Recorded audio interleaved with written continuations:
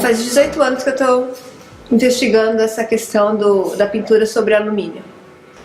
Eu comecei meados de 2000,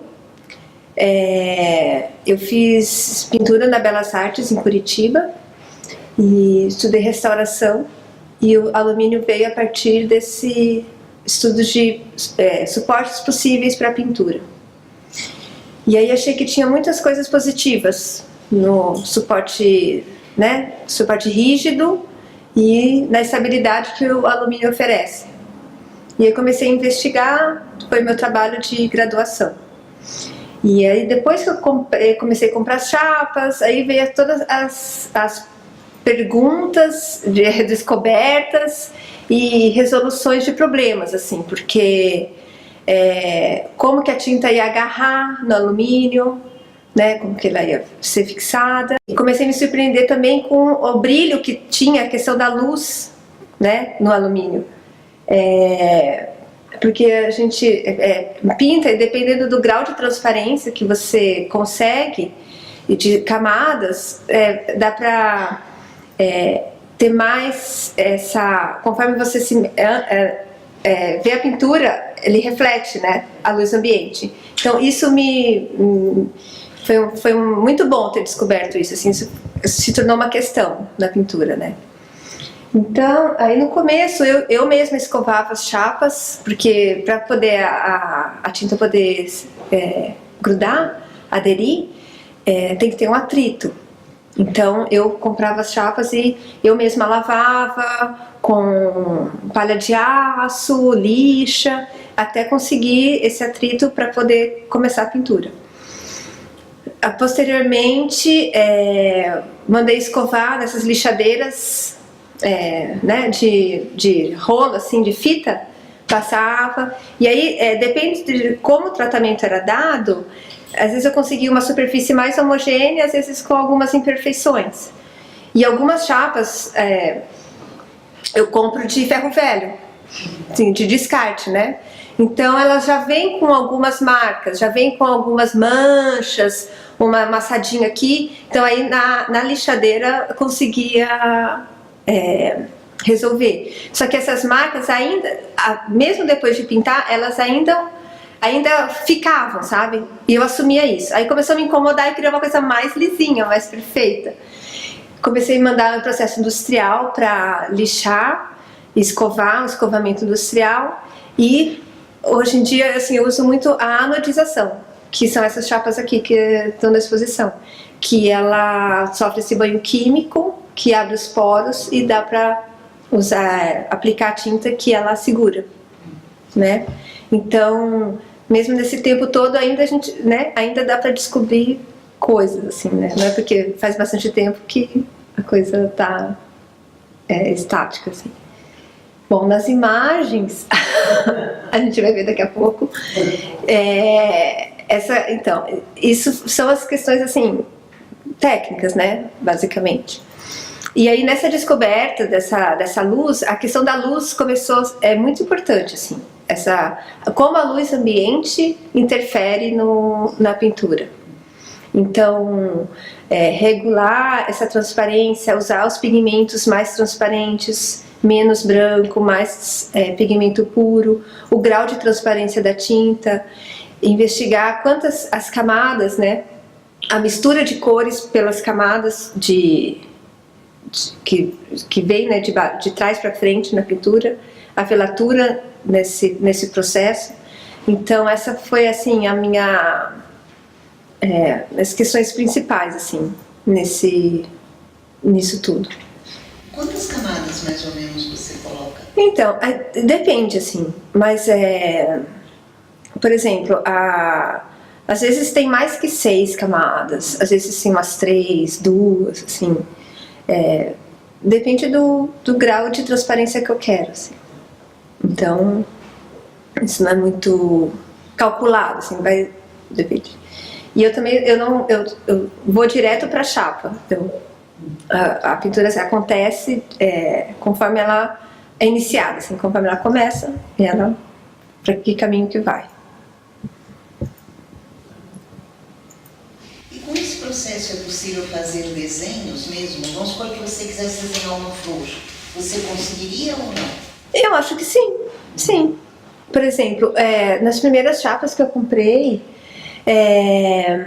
estava investigando o material e eu usei muito. Eu fiz na faculdade, teve gravura também, uma iniciação à gravura, e eu gostei muito da gravura em metal.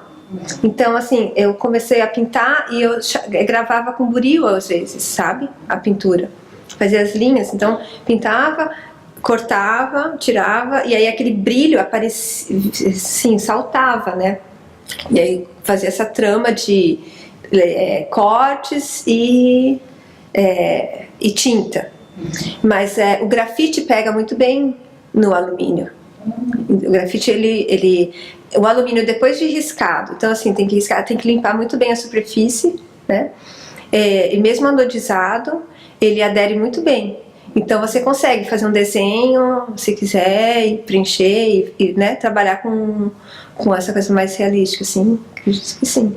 Nesse processo de anodização, como é que você faz? Tem uma indústria? Sim, sim. São indústrias que elas fazem muito serviço para perfil de janela, vários objetos assim no alumínio.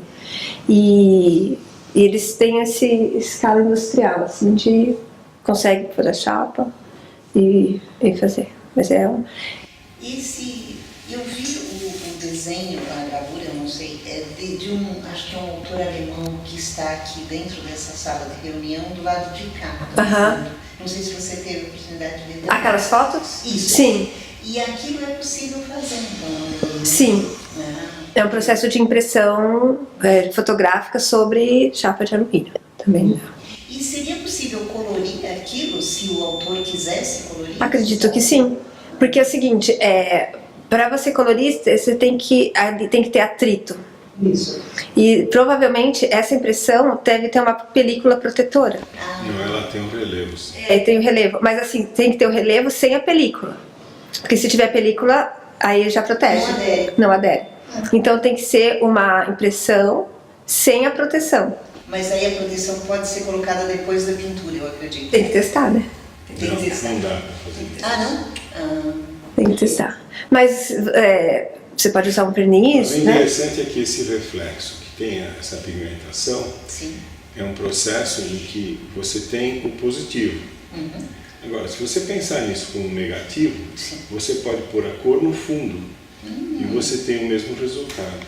É verdade. Tem que ter o atrito e tem que isso, não pode usar. Porque assim, eu tive muitos problemas, porque assim, o alumínio, ele é resistente, mas a pintura é muito delicada e risca muito fácil. E uma vez riscou.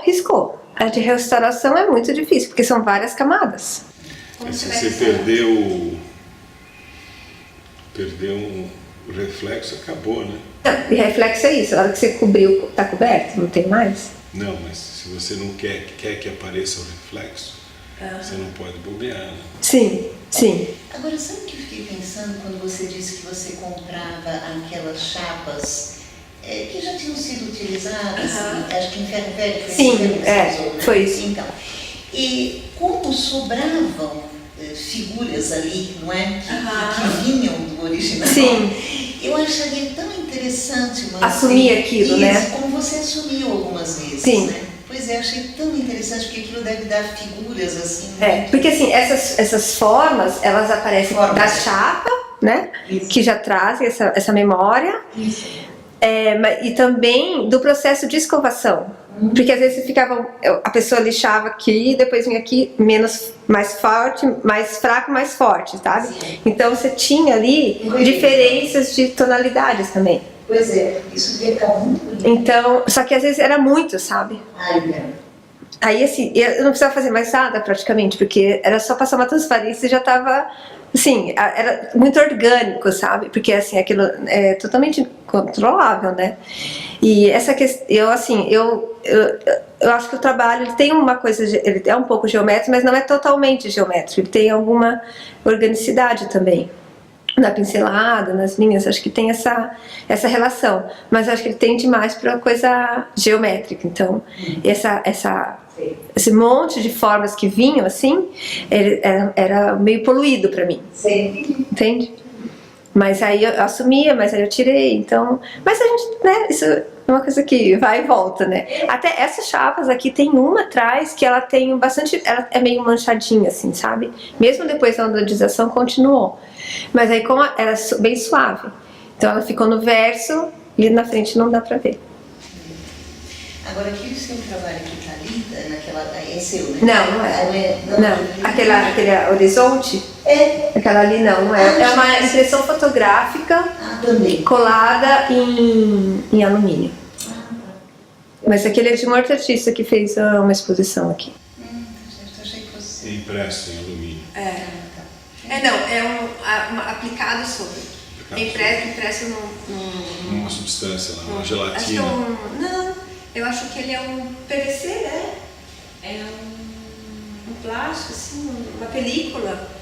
E aí ele é colado. É um adesivo. Um adesivo, isso. E aí colado sobre alumínio. Mas é pintado sobre o adesivo ou é embaixo? Não, aquele ali é uma impressão fotográfica sobre o adesivo colado na chapa de alumínio. Ah, tá. Agora não tem pintura. Não, Ah, tá. não tem pintura. Tá certo, entendi. Não tem. E esse trabalho você pode fazer sozinha praticamente, né? Você não tem necessidade assim, só você tem necessidade do material, né? Na verdade, assim, eu consigo, mais ou menos, assim, eu consigo fazer sozinha depois que outras pessoas já dobraram pra mim. Porque essa dobra, ela precisa de uma prensa e ela precisa de força, assim, não dá pra fazer na mão. O alumínio que eu gosto de usar e que eu dou preferência, assim, é de 2 milímetros, mais ou menos. Então, porque aí ele não é tão mole, não é tão fino, que faz aquela onda, e não é tão grosso que fica muito pesado. Então, assim, dou preferência... Às vezes, quando eu compro de ferro velho, não dá pra você escolher muito, né? É o que tem. Mas é de 2 pra cima. De 2 pra baixo, eu já acho que fica muito, muito flexível, assim. E depois da anodização, ele fica mais rígido também. Ele fica mais duro, sabe? Porque ele fica mais estável. Então, isso fica mais difícil de dobrar. Então, tem que levar numa oficina... E aí ele põe numa dobradeira e faz esse movimento, assim, sabe? Essa dobra.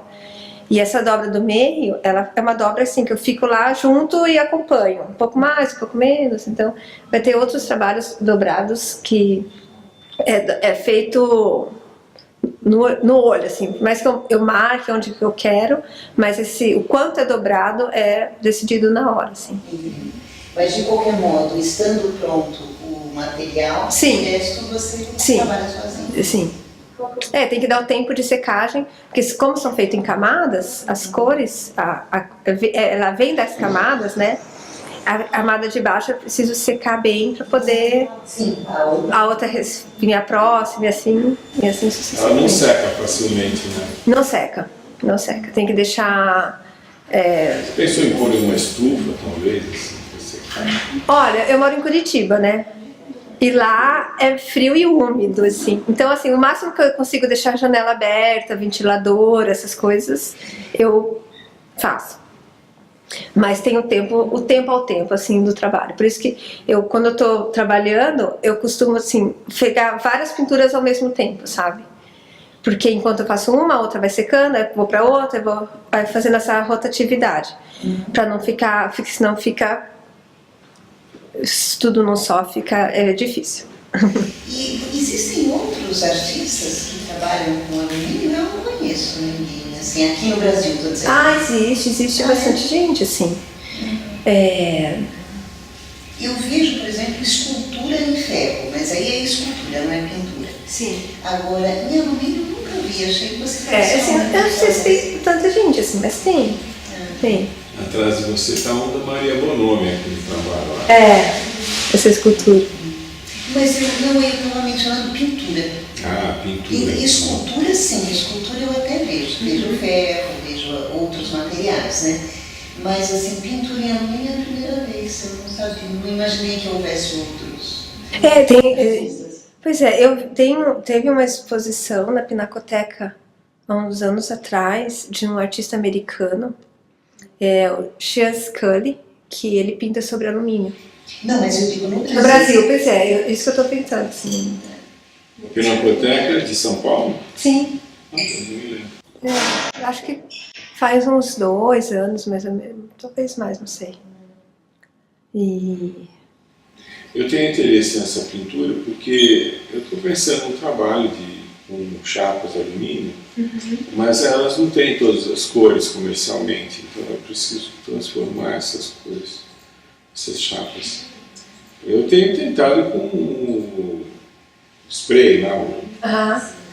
Mas você quer a chapada de uma cor só? Pouco só. Tem um processo de pintura em alumínio muito interessante que é, acho que é pintura epóxi, se não me engano. Epóxi. Que ela penetra, né? E depois ela é fundida. Isso, que o pigmento ele entra no metal, assim. Ele não fica na superfície, ele fica dentro. Eu trabalhei há muito tempo atrás na Metal Frio, uma firma de freezers, geladeiras, etc. E tal. E eles tinham um processo de impressão de silkscreen, né, em chapas de alumínio, e depois elas eram fundidas numa câmara quente, né? Secavam, ficava super bonito. Mas é outra escala, né? E eles aplicavam onde? Em geladeiras, em freezers, essa pintura? Você pode ver que tem umas marcas de sorvete, assim, que são todas desse tipo, né? Aquelas geladeiras, por exemplo, de antigamente da Kibon, esse tipo de coisa que você está dizendo. Sorvetes, etc. E tal. Entendi. E tem que passar pelos banhos de limpeza também, né? Sim. Para limpar, antes de começar a pintar, tem que usar aquele álcool absoluto. 99.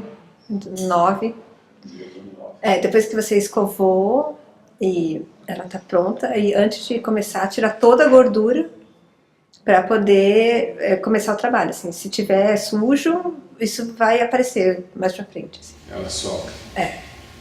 Ela chega a soltar? Não, ela não solta, mas assim, assim, tem que cuidar. Porque... Mas algum artista pode fazer isso até intencionalmente, né? Se for a intenção que aquilo... Isso. Sim. Esse trabalho foi de uma exposição de 2007, que eu fiz em Curitiba. E são 2 chapas, e aí tem esse... Então, nessa época não tinha as dobras, né? Então, eu tenho essa emenda, assim, e lidando com essa questão do transparente e do opaco, né? Que tem, aqui dá pra ver essas camadas transparentes e a parte de cima, por exemplo, naquele salmão ali, com branco e opaco. Então, é um díptico. Um díptico tem acho que 2,5. Tem outra escala. Sim, eu ia perguntar. Ele tem, cada chapa tem 1,5 por 1,25. Então ele tem 1,5 por 2,5. Você fez uma dobra ali para fazer o suporte. Você conseguiria reeditar, por exemplo? Você sabe que, não sei se você viu aquele filme sobre o aviador, não sei o quê, que ele fazia um avião e ele pedia para o rebite ficar na mesma orientação. Porque o rebite fazia a resistência do ar. Tá. Então ele pede para fazer o rebite que ele fique plano. Será que daria para a gente rebitar e depois pintar e ficaria... Daria para você rebitar, lixar e passar uma massa automotiva. Certo. Só que aí você tem que deixar opaco por cima, né? Sim, claro. Esse é do mesmo ano. Pode passar? Pode ir indo, Silvia. Ai, que lindo isso. Então, aí o que acontece? Essa fase, né, nesse começo, assim, o importante para mim é essa distância da parede, essa sombra e essa lateralidade dela. Então, a lateralidade, ela, assim, eu gosto mais de ver de lado os trabalhos do que de frente, às vezes, sabe? Porque tem esse afastamento da parede, essa sombra, e você vê realmente que é uma chapa. Então, o verso é uma caixinha de alumínio colada na chapa que vai na parede, né? Então, até então, eu estava Sim, durante todo esse tempo foi feito E assim. nessas fotos tem isso também, esse processo. Tem um pequeno perfil de alumínio atrás. Nessas fotos aqui atrás. Sim, sim, tá aqui. sim. Nossa, que bonito isso. Fica muito interessante isso aí. Então tem essa trama, né? O opaco e o transparente, o alumínio aparecendo. Essa soma, né? Essa coisa que vem de trás para frente, essa soma de cores que vai se misturando.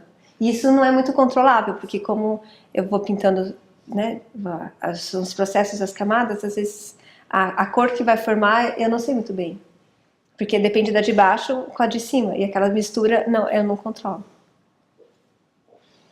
É muito estranho isso também, né?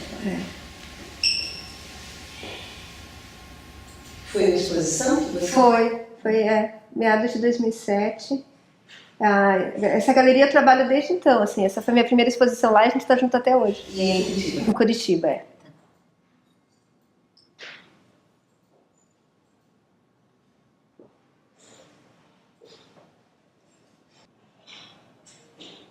Essa eu fiz em Campinas. Então, por exemplo, essa aqui, ela é super transparente. Então, assim, ela reflete, né? E outra coisa, por exemplo, no processo de escovação, o brilho, ele é ressaltado. Então, assim, aparece mais. Na anodização, ele aparece menos, porque ele já fica mais fosco. A chapa fica mais fosca. E no processo de escovação, ele fica super brilhante, assim. Então, você consegue... Essas paredes são curvas ou é efeito da fotografia? É o efeito da fotografia. Eu fico imaginando que a curva deveria fazer um efeito muito interessante. Não, esse aí foi o ângulo da lente.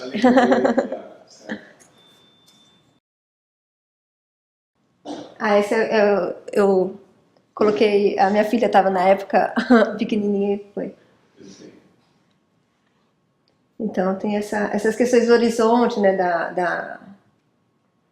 essa cinza aqui, ela que está na parede amarela, eu trabalhei com as cores primárias e o cinza foi feito na chapa, não foi feito na palheta.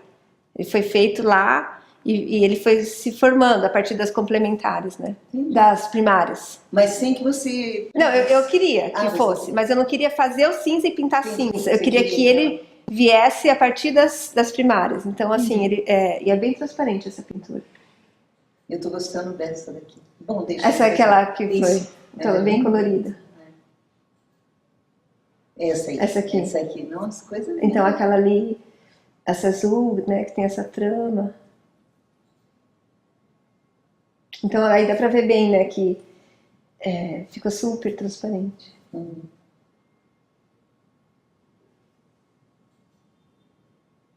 Agora dá pra ver essa cinza aqui. E foi muito bem escolhido a parede amarela como fundo. Pois é, então, quando eu fui conhecer a galeria, eu vi aquela parede amarela, aí eu fui produzir, né, essa exposição. Você produziu? Aí eu falei, não, eu tenho que ter uma pintura especial para essa parede. Só que uma parede amarela não podia, assim, não é tudo que vai, né? Então, aí eu pensei quando eu fiz a pintura, eu já fiz sabendo que a parede que ela ia, assim. Sob demanda. Esse rolo de tinta, né, que você usa, porque não é possível. O quê? Muita tinta?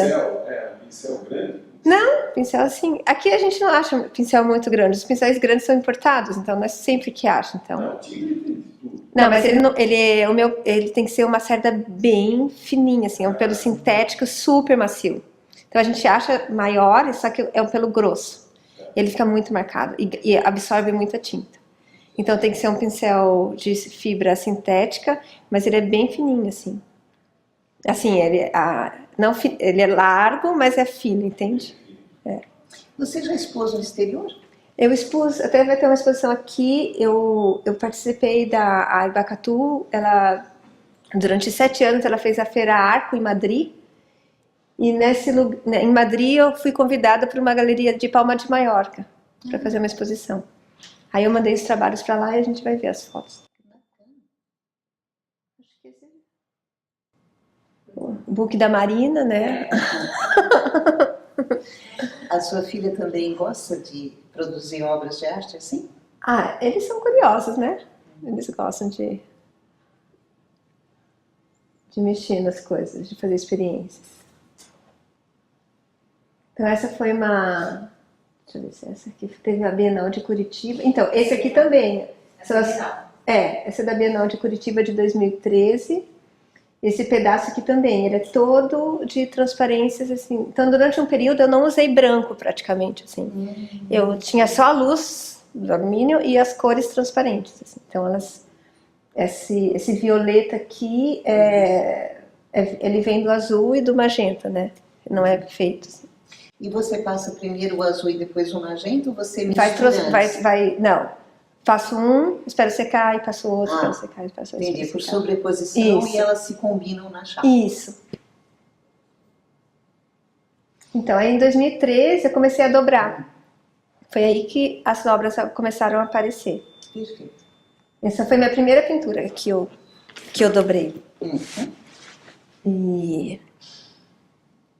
Então, assim, por exemplo, aqui é um díptico que ela tem um encaixe, né? Que esse aqui a dobra para frente e a de trás ela entra, assim. Ela se sobrepõe. Ela tem uma dobra, a de lá tem uma dobra para cá e encontra a de trás. Então ela justapõe.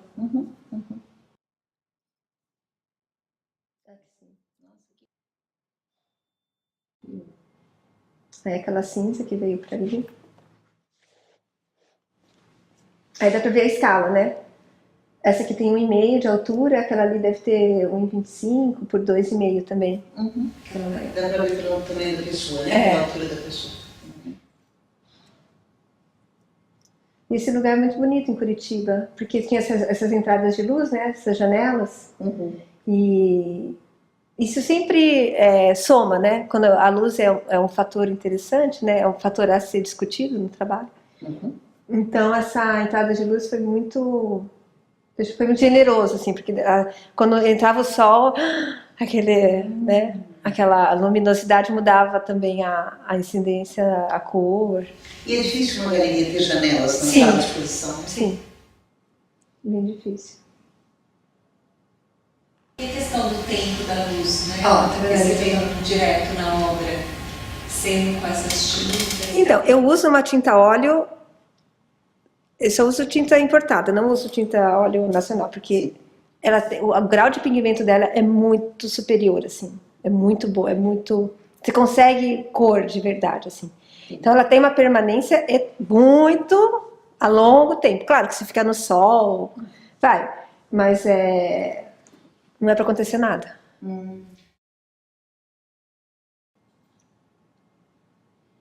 Você conseguiu porque na verdade me parece um degradê, não sei, né? E você consegue isso diretamente na chapa também? Sim. Então, mas aqui o que aconteceu nessa foto, ela tem muito mais faixas do que essas. É que essas daqui são as mais transparentes. Aí ela rebateu a luz do lugar. Entendi. Então por isso que elas estão acesas. Sim. Porque elas se rebateram. E as outras faixas, elas são opacas. Então, assim, dá pra ver a transparência, assim, às vezes contra a luz, mas essas duas são mais transparentes, por isso que porque o brilho do alumínio veio, né, nessas duas faixas. Isso.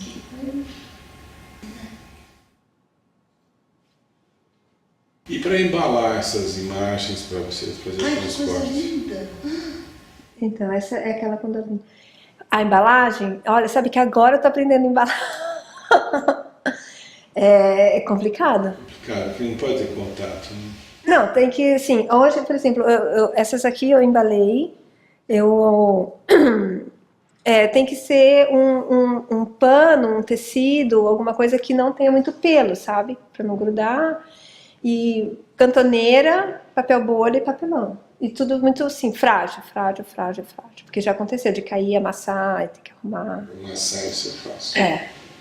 Você não poderia colocar em caixas, mas caixa tem que ser muito grande. Sim. É que essas daqui que você conseguiu trazer, elas são menores. Não, elas assim não são tão frágeis, né? Mas assim, tem que ter um cuidado, não dá pra deixar cair.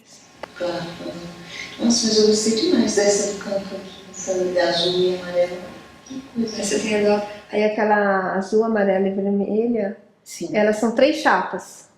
É a amarela, azul por cima e a vermelha por baixo. Entendi. Uma sobreposição de cores. De 3. Então, aí depois que eu comecei a dobrar, aí eu queria dobrar tudo, né? Aí eu comecei a dobrar tudo que dava pra dobrar. E aí comecei a fazer uma outra coisa. Aqui são duas chapas também sobrepostas. Puxa vida. E... acho que Parece um horizonte, né? É por isso que a gente colocou o horizonte aparente aqui. É? E é engraçado que essa exposição foi horizonte aparente, porque assim, tudo era horizonte assim para mim. Então, essa também, a de trás ela fica por trás e a da frente ela tinha uma dobra e ficava sobre na frente da de trás.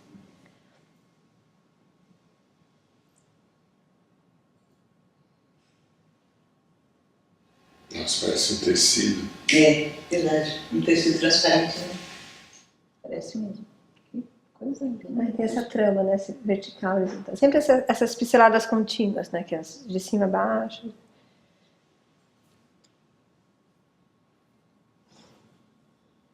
Então, aí eu trabalhei com barra chata de alumínio.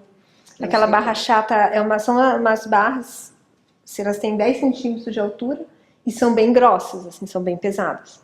E aí eu fiz essa pintura em módulos, assim, com são 5 pedaços.